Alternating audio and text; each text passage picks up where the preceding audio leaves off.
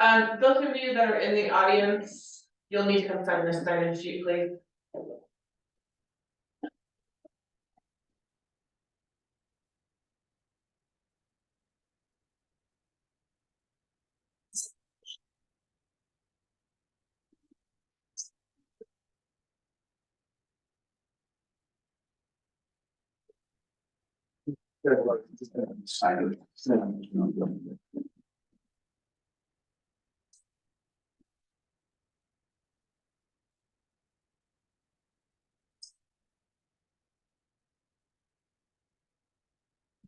Here's the phone, so here.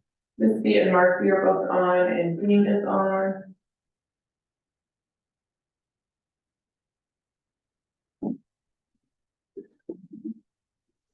What is waiting for you to figure out?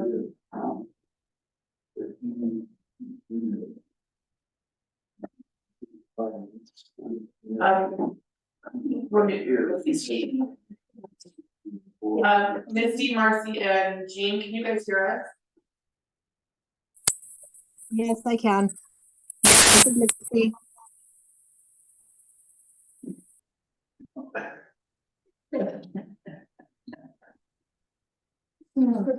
You guys will silence your phone. Everybody has an opinion.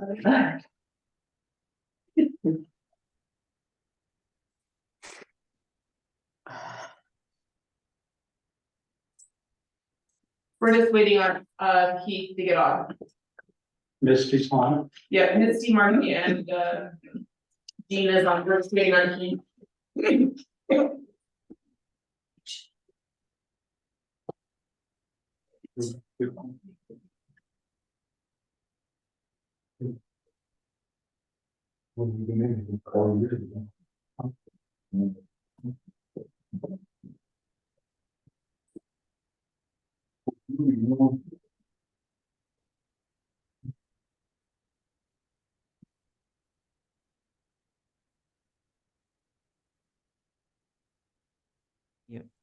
Did you guys, I was asking who all is there? Public. I can't see. Sorry. I could see Lauren, but not who the rest of the people are. We have Skip, Lauren, Margaret and Cole, or sorry, John and Margaret Cole, Lauren and Ken. Sorry. Yeah, anyways, there's 5. Okay, I'll tell you, Keith is on now. Okay. who? Keith is on now, so we're good to go. Jean, do you want me to get this going or? Did Yep, you? go ahead. Yeah. No, you're in charge. Well, not yet, but we'll start the meeting. I have 10:33. Correct. Okay, so the meeting will start at 10:33. And since we have some individuals that are appearing by Zoom, I'm gonna do a roll call vote or a roll call on the call of order to who's attending. So please state your name. Jean, are you on? Jean? Yes, Would you I am Jean here. Krause? Jean Repeat Krause, your full I name. am. Okay. My name is Jean Krause, So the Jean mayor Krause. of Virgin. I am here attending the meeting. Misty, are you on? Misty? I am Misty Baird and I am on. Okay, and Marcy? Whoa, Miss Marcy, that's terrible sound. Did you repeat that, Marcy? Marcy? Yep, I'm here, Marcy Holm. Okay, Attendant. April McKeon. and Paul Louis. And so we have all council members on, and we also have the town attorney, Heath Snow on, correct, Heath? That's correct. Okay, the first part of business is we need a motion to appoint temporary mayor pro tem to chair this meeting. And it probably should be either April 9th, since we're actually in person here. Do I have a motion? I'll make a motion to appoint Paul Louis as mayor pro tem to chair this meeting. Is there a second? I second. Dean Kraus second. Jean Kraus seconds. Okay. All those in favor signify by saying aye. Let's do a roll Aye. call. Aye. So we got April I, Paul I, Jean Kraus I, Misty I, Marcy. Aye. Okay. Aye. Is pro temp. Tim, is there any conflict of interest? Marcy, No. Jean Aye. Kraus, no. Misty, No. and Marcy, I heard a no, is that correct?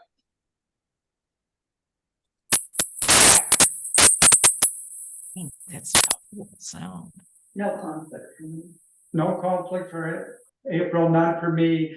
Could you type whether you have a conflict into Crystal's, because you're breaking up here?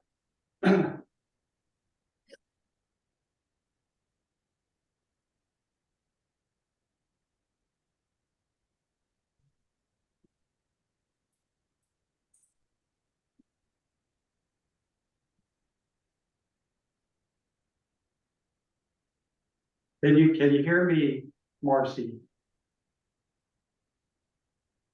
He has no conflict. What's that? He has no conflict. She has no conflict, good. Okay, first item is on the agenda for new business. Is an ordinance of Virgin Town Council enacting a temporary land use regulation to prohibit the development of large structures in residential zones, including overlay zones, and directing the town planning and zoning commission to draft the final ordinance consistent with this regulation. And I guess Heath, you wanted to say something before we get started? Well, I wanted to explain that under Utah code, there is a provision whereby the governing body of a municipality, who is the land use authority, they have the power to adopt a temporary ordinance without the recommendation from the planning commission. And we're here today in a special meeting that has been given notice, but there is in Utah code, in the Open and Public Meetings Act, there is situations where you can set and call a meeting with 3 hours advance notice. And I would think, and as I'm looking at the proposed ordinance, it does appear to identify a compelling and the countervailing interest of why the council may want to do this. And I think that's the basis for the special meeting that we're having here today. So if anyone has any questions, I'm happy to answer. But essentially what I'm trying to say is, This is legal. instead of invoking a moratorium or anything like that, or trying to invoke the pending ordinance doctrine, while an ordinance is working its way through the regular approval process, another option that is available to municipalities that the council, as the legislative body of the town, can adopt the ordinance, but it is only good for 180 days. During that 180 days, we need to send that same ordinance through the normal approval process, where a public hearing is heard on it, and comment taken by the planning commission, a recommendation from the planning commission, and then it comes to the council. And if that's done, then basically the temporary ordinance becomes a permanent ordinance. So that's what we're doing here today. So thanks, Paul. Thank you. Mayor Kraus, since you're drafted and proposed this initial ordinance, do you have any comments? Mayor Kraus? I'm thinking, hold on, I wasn't expecting you to ask me this. I suppose, yes, that my issue is the large houses that have been coming in proposed, not the ones that have been built so far, some that have been proposed that are so large, they do not belong in residential zones. And that is my main concern. And then also, I've been really concerned about the septic saturation and whether or not they have appropriate size septic tanks for some of these proposed homes. I want to make clear, because I see some of the people who are online, who are attending online that have homes that are already under construction. This does not affect homes that are already under construction. They've already been, had their building permits. This applies for future. And then, of course, as we said, this is only for 180 days while we work on an ordinance. That's all I have to say. It's not much different than what Heath said. Thank you, Mayor. I see that we have 6 people here. This is not a public hearing. This has not even been advertised for public comment. There'll be plenty of time as this ordinance works through the approval process to provide public comment. But anybody that knows me, I'm a big proponent of public comment. So as the chair, I have the opportunity to allow public comment, which I will. But I run my public comment a little different than the mayor does. So I'm going to limit it to 2 minutes. It's not going to be a debate. There's not going to be a question and answer period. I want to hear from you. I think all the other council members just want to hear what you have to say. Then we'll take that in our view when we start to make our decisions. So anybody that wants public comment, stand up and state your name and address. Anybody wants public comment? First person. I'll go first. My name is Warren Kimball. I'm a Virgin resident. You want the address to 529 East Entrada Drive. The problem that I believe this ordinance is attempting to fix. Okay, just remember, Paul, that You got a point of order, Mayor? I just wanted to remind you that Marcy has a meeting coming up. Yes. Just keep that in mind as you're taking Yes. public comment. Yes, I'd say Time 2 frame. minutes. Time frame. Go ahead, Lon. Okay. The problem that this ordinance is Okay. attempting to fix is the issue with short-term rental use and not the size of the home. The ordinance just passed on the occupancy is a good first step, but urgency on passing comprehensive short-term rental should not lose any of its urgency and should probably be increased. I have specifically concerns about the 3,500 foot limit. It's overly restricted. In Rio de San alone, which I'm the homeowner's president of, we have one single family home that is already 5,200 square feet. With plans, I discussed with him yesterday to add a casita and an additional garage soon. He owns 3 lots that he's planning on merging to accomplish that. So that would be 1 lot and 1 home. We have 1 home being constructed right now that is 4,478 feet. We have 1 home being constructed now that is 4,049 square feet. We have 1 home being constructed that is 3,784. 1 home just completed is 3,543. And we have 2 homes that have already been completed, 3,200 and 3,095. Both of them have multiple lots and they want to merge their lots to add casitas or additional structures. This would fly in the face of them and restrict them from being able to complete their plans. They would be close to 5,000 feet as their plan, but it would restrict the person that has the 5,200 square foot house now for being able to move ahead with his plans. Rio de San just adopted new CCNR regulations, which required a 75% affirmative notarized vote, and 75% of the homeowners were adamantly opposed to having short-term rentals allowed in Rio de San.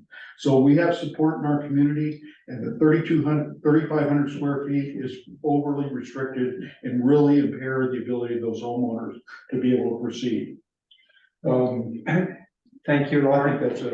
And you also submitted something I saw by email that you Yes. sent to all the council members. Yes. So thank you. Anybody else that wants to speak? Skip Boycenall, Desert Gardens, 197 South, 1420 West. I appreciate the way that you guys are trying to handle this. I think it's a good first step. I do think it's a little dramatic to call the meeting at this short of an interval, you know, to have anybody show up for it. I just wonder if we couldn't have given the town a little bit more notice for this one, even if we don't get a chance to speak. So, I want to thank you for your efforts. That's all. Thank you, Skip. Anybody else wants to speak? Go ahead. State your name and address. My name is Tony Boyd, 769 West, 350 North Hurricane. I'm affiliated with Rio Daisy. I don't even know how many lots we have anymore, 6 or 7. But the problem with you guys' problem is not the size of the homes, it's what Virgin City has created their own problem with just letting everybody do nightly rentals. And I don't have a problem with, you know, being controlled and nightly rentals and everything, but here it's out of control. I mean, you got tents all over the place, you got wagon trains, and you have crap everywhere, but people are doing nightly rentals. Like I say, if it's done right, it's okay. But that's what the problem is. It's not the size of the homes. The homes we build for, I mean, I am building one nightly rental house in that new Zion's Edge but it's 3,300 square feet, I think, with 5 bedrooms. And they're gonna control it. They've already talked to me about it, so I'm not really, you know, you know, 14,000 square feet, I don't agree with that as the nightly rental. I don't think they should be doing stuff that big either, but Virgin's created their own problem with the nightly rental site fee. So I think that's the problem. It's not the size of the home, because I'm gonna have other people want to buy my lots and have me build homes, and they're gonna be bigger. 3,500 square feet's not that big of a home, not to the people we build for. So I mean, most of them have been 3,000, 31, 32 and under. And then we've done a few bigger ones in the 4,000 that he mentioned, but you know, that's the size of the problem is what you guys let people do with them. Thank you. Thank you. Anybody else? Hi, Ken Schoolman, 128 South, 700 West. I appreciate you trying to do the size of the houses, and I'm near an area where 14, whatever size house is ridiculous. But now, the other lots around them, they're trying to do the same thing, or they think that they spend so much money they could do that. So it's not real residential anymore, it's commercial, or it's not even commercial, it's hotels. You have over, say, 5 bedrooms, that is not a residential, that's commercial. And if you're having so many people come in and out of the driveways, you're gonna have increased water service. You're gonna have increased sewer, which they're not taking care of. So I think that you shouldn't allow the size of the house, okay, people building bigger, okay, but the occupancy is ridiculous. I mean, if you're having 30 bedrooms in one house, that's not a house, it's a hotel. I mean, be realistic. So that's my right, and I don't think that Virgin should, you know, build so many houses so big that turn into hotels. Thank you. Anybody else? Okay, anybody else? Okay, that's it for public comment. Discussion among town council. We'll start with Marcy.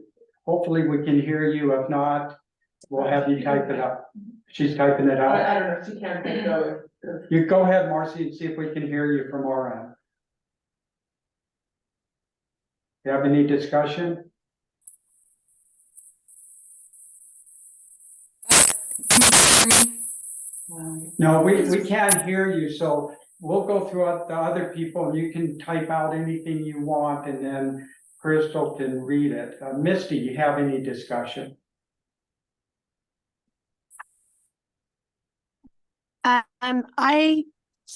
When I read this, I feel like it's kind of a knee-jerk reaction.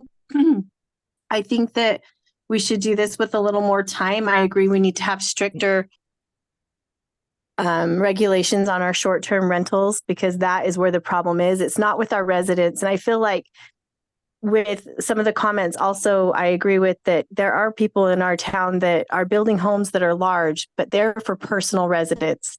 They are not for short-term rentals. And I feel like by enacting this, we're slowing them down in the time. So I feel like we need to do this a different way. So that's just my comments on it. Mayor Kraus? No, I think I already said my comment earlier. Okay, April. any Oh, I discussion? would say, I'm sorry, Please, Paul, okay. wait a minute. I do want to respond to Misty's comment saying that we need to take more time. We have some issues where we just don't have the time. We can discuss it later, but I can tell you we don't have the time. We need to put this in place, and then during this 180 days, we've got 180 days to discuss it. This is purely temporary. This is not a permanent ordinance. That's my comment. Okay. April. So first of all, I have a question for Heath. So this Utah code is, you were saying it's not a moratorium or based on pending legislation then? Is that correct? It is. It is a temporary land use ordinance, and a moratorium fits under a temporary land use ordinance. If they want to adopt a moratorium and say no building at all, they can do that by ordinance, and it's a temporary ordinance. And that's oftentimes how municipalities will invoke a moratorium. Like there's one going on right now in Rockville. But what this ordinance does, it doesn't stop building altogether. It is stopping building or the commencement of construction of new homes larger than 3,500 square feet. So I just realized that my camera was off. So yeah, a moratorium ordinance falls under the same temporary land use ordinance provisions in the code as this type of ordinance, but they're different because one completely stops and the other one, this one does not. Okay, Land use. so it is unfortunate that the previous town council and planning and zoning allowed these, specifically, I guess, overlay zones with no foresight into how the properties would be used, and they failed to place any kind of restrictions on size considerations or anything to restrict septic and water resources.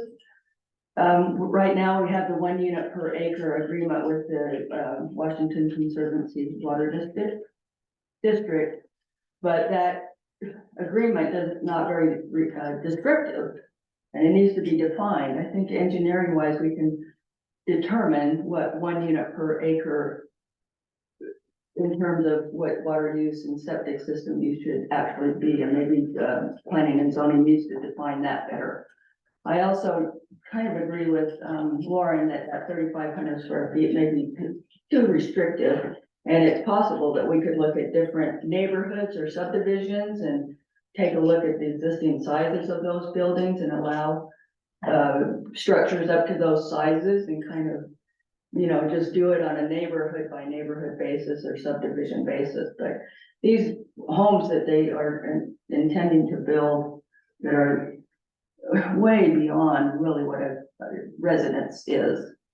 And I really think that I'm fine with not a moratorium on building the 180 days, up to 180 days. It can be done quicker, which I think we should try to work on that to get it done quicker. But we need to get our ordinances in place to deal with issues like septic system, environment, and water use, because we don't have anything that says because your home is 11,000 square feet, you need 3 water hookups, for example, or you need a septic system that, you know, can handle that. And I agree that we started with the 5-bedroom, 10 occupancy, but that can be abused so easily. You could have a design of a home that says this is a den, And in that home, we don't restrict the number of bathrooms, so you could have, I don't know, 6 bathrooms and have these rooms that are filled with bunk beds. And I know short-term rental people, I've had a short-term rental. They use more water because they're washing sheets more often. They shove as many people into the structure as possible to get the most money that they can. And the owners, want to rent them all the time because that's how they make money. So, I mean, that's all, fine and good, but I don't think that they fit in our, community. So I'm planning on going for this as a temporary, way that we can get a handle on these, buildings. And I'm willing to look at different types of size restrictions in different zones. Does Marcy have any comments? Yeah, she stated that the ordinance might reach a little too far by limiting individual homeowners' size, however, it's a temporary ordinance. She stated that it is apparent that Blue is inadequate, and I'm okay with it going to the planning commission to review and investigate and make a recommendation. Okay, and my comments are, yes? Did I hear somebody or did somebody? After you're done, Paul, I'm wondering if I could give a few comments on my thoughts when I reviewed the ordinance. Okay, let me finish my comments and I'll let you comment and then I'll take. Okay, we got 3 minutes. We've got 3 minutes before Marcy has to get off. this No, call. Mayor, I'm running the meeting, sorry, but, Okay. but I understand.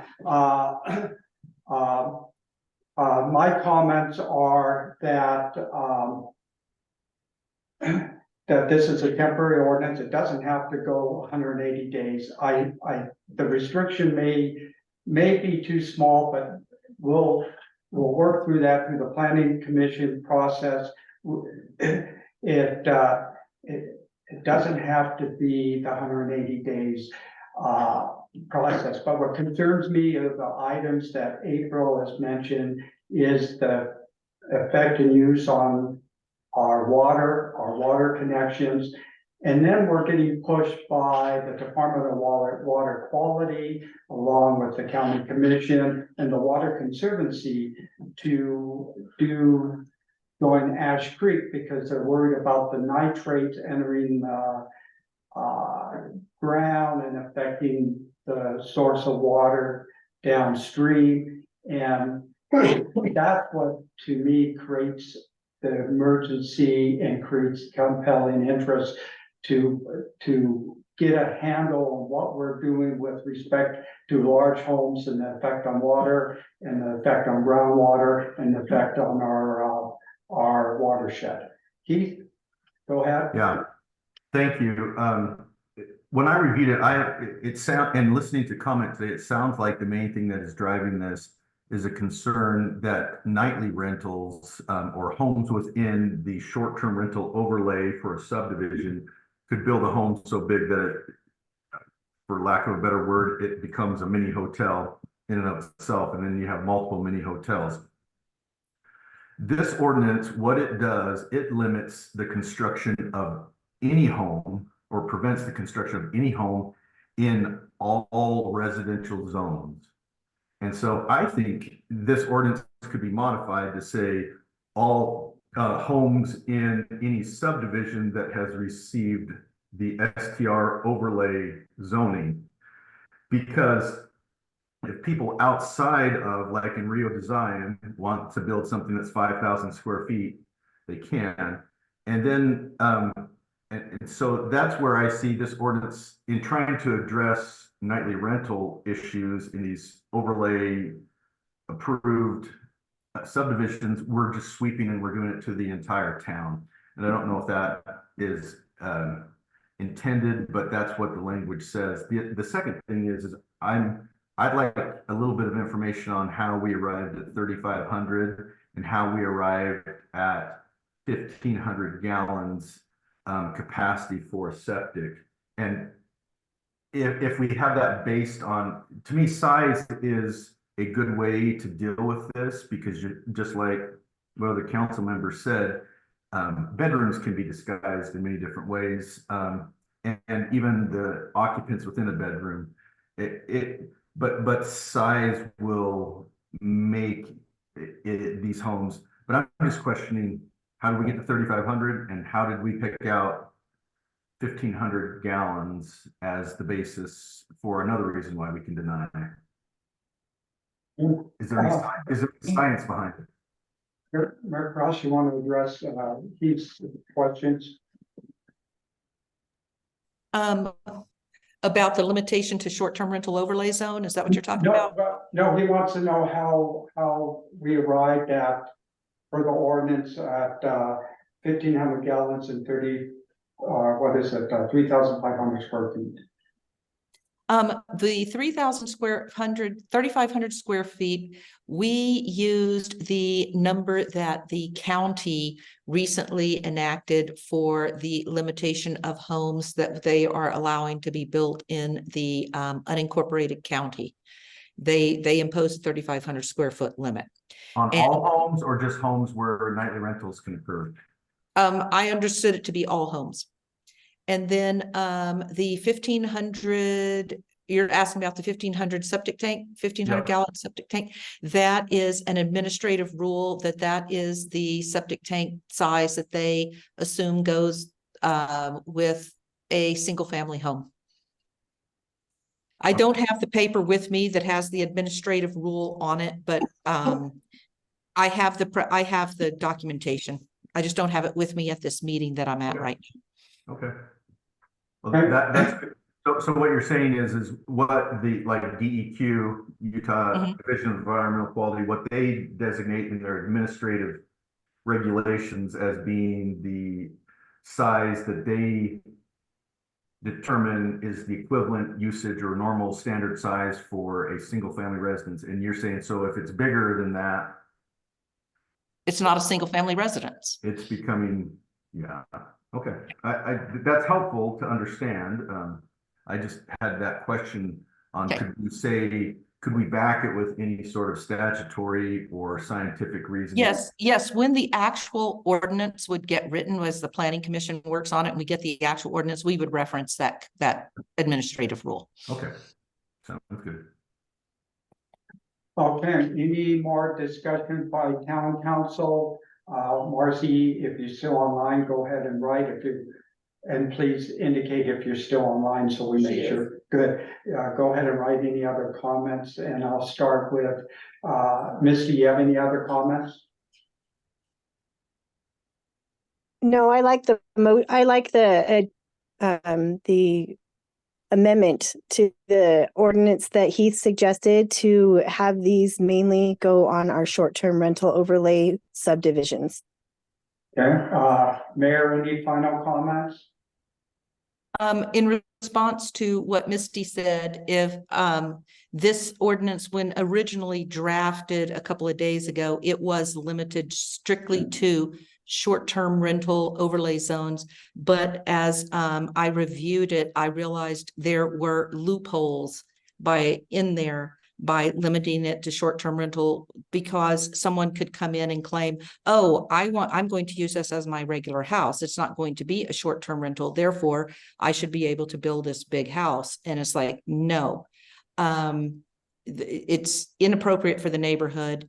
There were just loopholes. And so I wanted us to have time to figure out all the loopholes and not leave a loophole open while we're working on this ordinance. And so I decided it was best to just put this across all residential zones. And then as we work on it during this 180-day period, we'll figure out how to close those loopholes and then open it up to bigger homes in the resident where people are actually going to use it as a residence and not a short-term rental. But I just saw loopholes when I limited it just to short-term rentals as I wrote this. April? No further comments? Marcy has no comments. Marcy has no comments.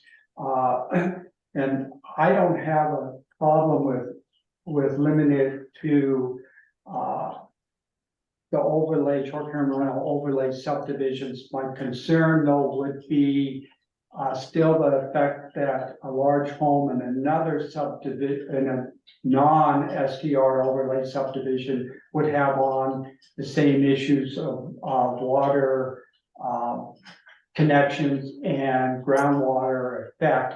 Although I don't think we've seen too many applications in anything but the short-term rental overlays. So I'm ready to hear a motion. Before I start to take a motion, there are three changes that need to be made to the ordinance. The first, whereas these were pointed out by Marcy to me earlier today. Hold on. Hold on, let me pull it up so I can look at it. Just a sec. You'll pick them up very easily, Mayor, when I say them. The first whereas, Okay. it's 10-98-102, that's an I there, so it's 102 is that correction. And then the other correction would be the date of this ordinance is February 1st, not January 31st. And then the third correction that needs to be in the motion is 30 days would make it July 29th on section 3, not July 12th. So do I hear a motion with those three amendments and or Keith suggested motion with respect to short-term rental overlay subdivisions? Can I get a motion from anybody? I'll make the motion to accept the ordinance of the Berlin Town Council enacting a temporary land use regulation to prohibit the development of large structures in residential zones, including overlay zones, and directing the town planning and zoning commission to draft a final ordinance consistent with this regulation with the following changes. In the first whereas, we change that 10-98-I02, is that right? And then change the date from January 31st, 2024 to February 1st, 2024, and to have the final date as July 29th, 2024. And that Utah Code section would be changed to 10-98-102. Is there a second? I second. Okay, we've got a motion in this second. I'm gonna do a roll call vote, starting with the same order I've been going through. Marcy, and then she'll either type it or say it. Misty, oh, and this doesn't, to make it Roll clear, call vote, Marcy said aye. Marcy said aye. Misty, No. Jean, Yes. April, Yes. and I will say aye.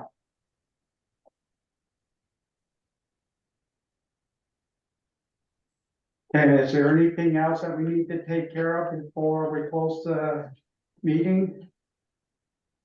I'll take a motion to adjourn. I make a motion to adjourn. I'll second that. All in favor, signify by saying aye. Bye. Aye. All right, the meeting is concluded at 11:09. Thank you, everyone. He's got all that immediately. Okay.